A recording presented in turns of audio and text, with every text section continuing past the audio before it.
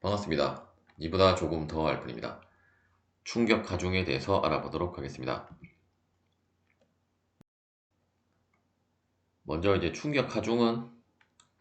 이제 다이나믹 포스 혹은 이제 다이나믹 로드로 우리가 이제 재료학에서 다루는 하중은 대부분은 이제 정적 하중인데, 즉 이제 시간에 따라서 이제 계속 일정한 크기와 방향을 가지는 하중을 우리가 정적 하중이라고 하고, 이제 동적 하중이라고 하는 것은 이제 시간에 따라서 뭐 크기가 변하거나 혹은 방향이 변하거나 혹은 이제 이 두 개가 동시에 뭐 크기와 방향이 동시에 변하는 하중을 이제 동적 하중이라고 할 수 있겠는데, 특히 이제 동적 하중 중에 이제 충격 하중이라고 하는 것은 어떤 아주 짧은 시간에 갑작스럽게 어떤 물체에 작용하는 하중을 우리가 충격 하중이라고 하고, 따라서 이제 이러한 충격 하중은 대부분은 정적 하중보다는 이제 큰 값을 가지게 되겠습니다. 먼저 이제 다음과 같은 이제 스프링 상수 K를 스프링 상수 K인 이러한 스프링에 어떤 무게가 이제 W인 물체가 이제 H만큼 높이에 이제 위치해 있고, 일단 이제 두 물체가 이제 부딪히지는 않았고, 이제 현재 이 상태에 있을 때 우리가 이제 에너지 관점에서 그 살펴보면, 일단 물체는 어떤 이제 위치 에너지라고 하는 포텐셜 에너지를 가지게 될 것이고, 이제 스프링은 탄성 에너지를 가지게 되는데, 일단 두 물체가 뭐 부딪히지 않았다고 하면 어떠한 에너지 변화도 발생을 하지 않는데, 일단 이 물체가 이제 자유 낙하를 해서 이제 스프링에 이제 부딪혔을 때의 그 시점을, 이제 그 순간에 이제 에너지 변화를 우리가 한번 살펴보면, 일단 이제 U이라고 하는 것은 이제 역학적 에너지에서 이제 익스터널 워크이기 때문에, 이제 익스터널 워크라고 하는 것은 결국 이제 위치 에너지가 이제 이 물체로만 보면 이 물체 입장에서는 이제 운동 에너지의 변화를 이야기를 할 것이고, 하지만 우리가 이제 중점적으로 보는 것은 이제 물체보다는 이 스프링의 관점에서 살펴보면, 스프링에 있어서는 이제 탄성 에너지의 변화에 의해서 이제 그 관계식을 우리가 수식으로 적어보면, 일단 물체에 의한 일이 이제 external work고, 이제 스프링 내부에서 일어난 일을 우리가 이제 UI라고 하는 internal work라고 하면, 그때 이제 U는 결국 이제 그 중력 포텐셜 에너지 혹은 이제 위치 에너지에 의해서, 이제 원래는 mgh인데 이제 부딪혀서 이제 스프링과 충돌을 해서 이제 델타 맥스만큼 또 더 내려갔다라고 하면, 우리가 이제 mgh에서 이제 mg는 결국 w이고, 이제 wh에서 이제 h가 이제 전체 높이 변화량이기 때문에 결국 이제 초기 주어진 h 플러스 이제 델타 맥스가 되게 될 것이고, 또한 이제 스프링의 탄성 에너지 변화는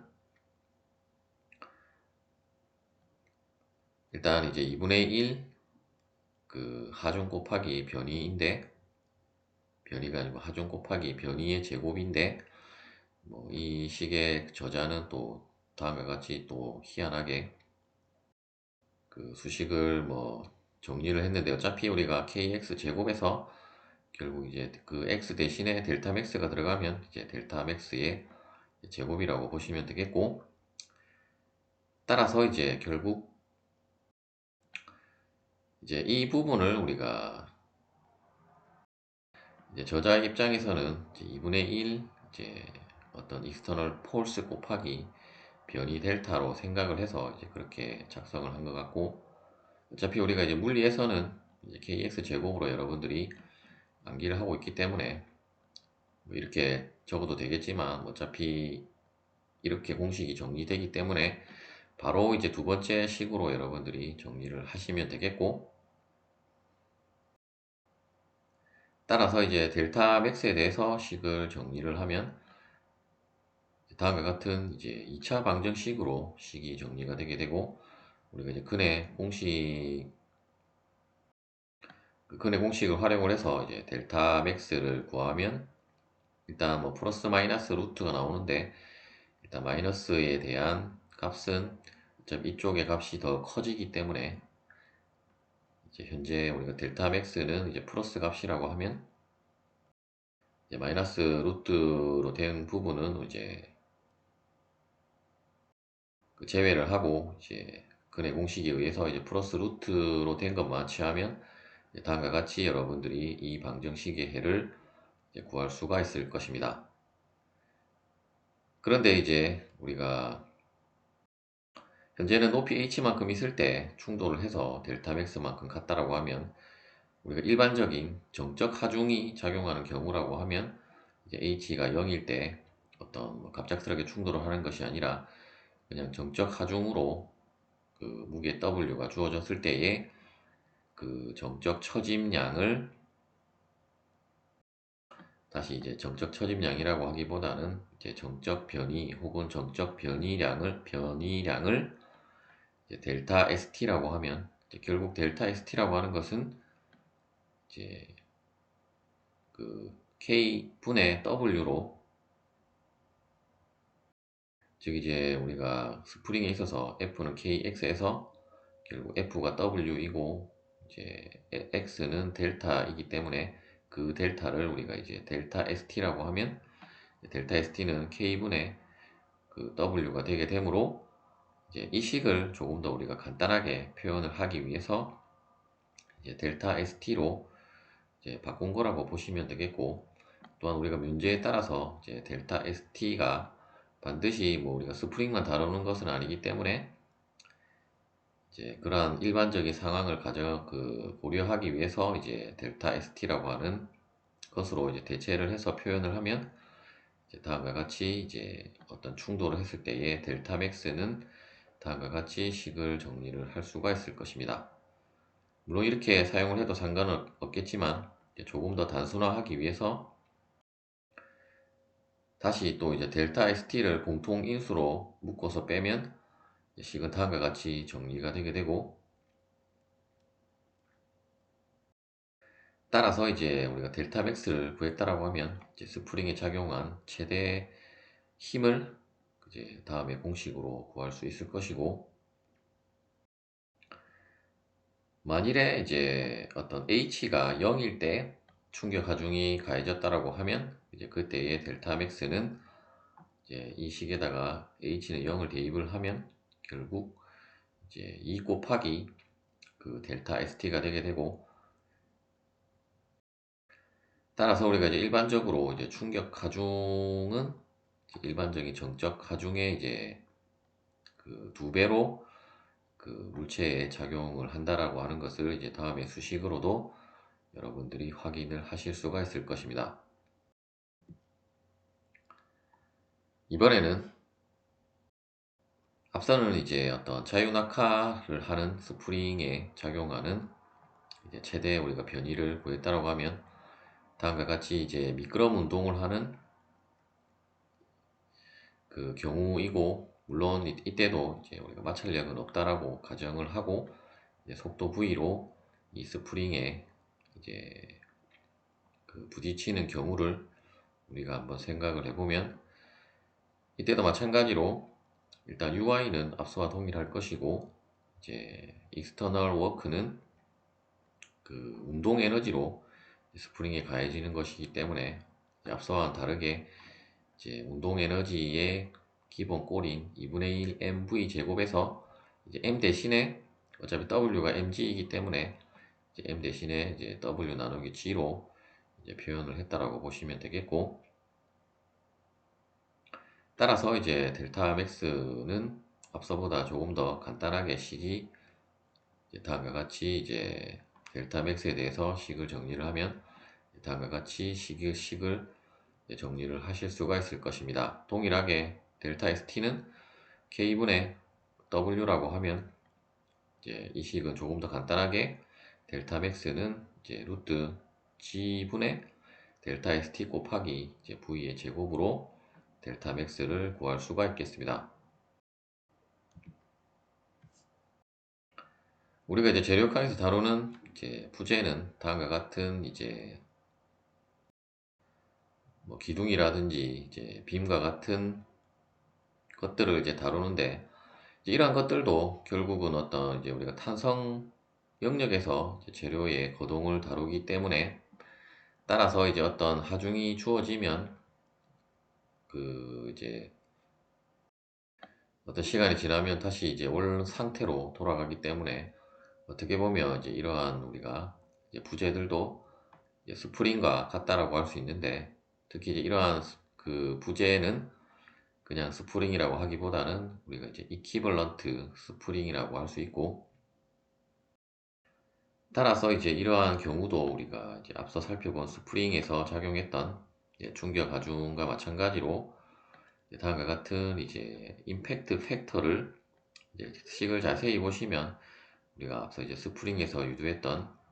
그 식과 이제 같은 식이고, 결국 이제 델타 맥스를 우리가 이제 임팩트 팩터 n이라고 하는 이제 n으로 이제 대체를 한 거라고 보시면 되겠고,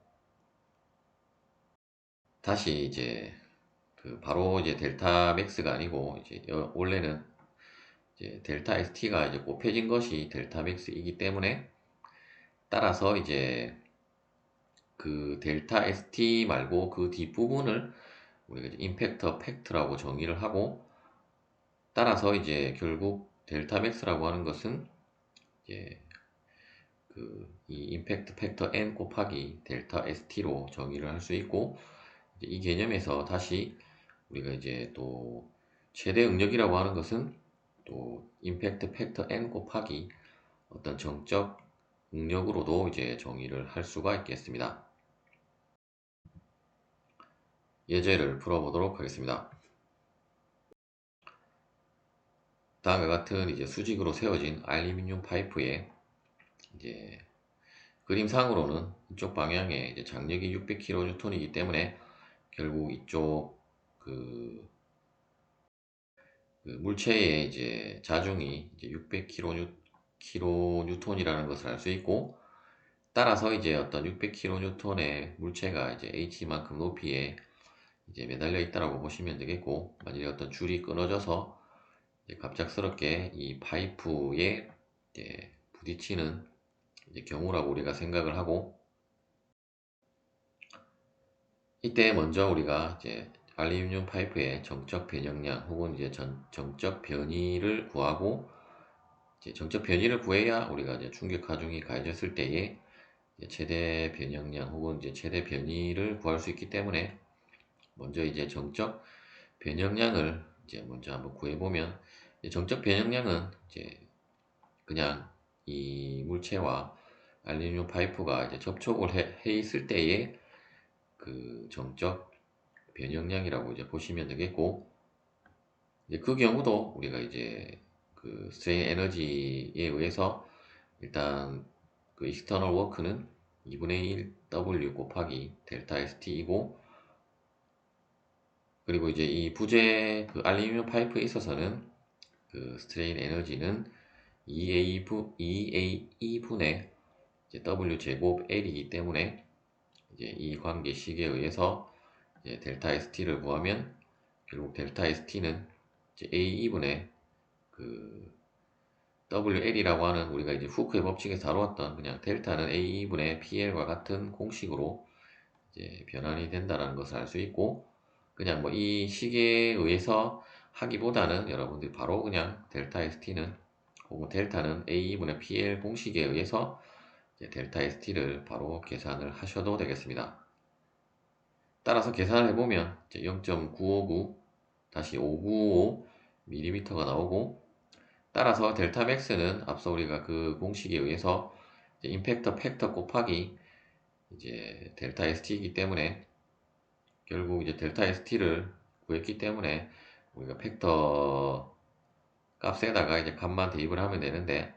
일단 문제에서는 이제 H가 0일 때 얘 이제 그 최대 변이를 구하라고 했기 때문에 결국 h가 0이 들어가면 뒷부분이 소거가 되기 때문에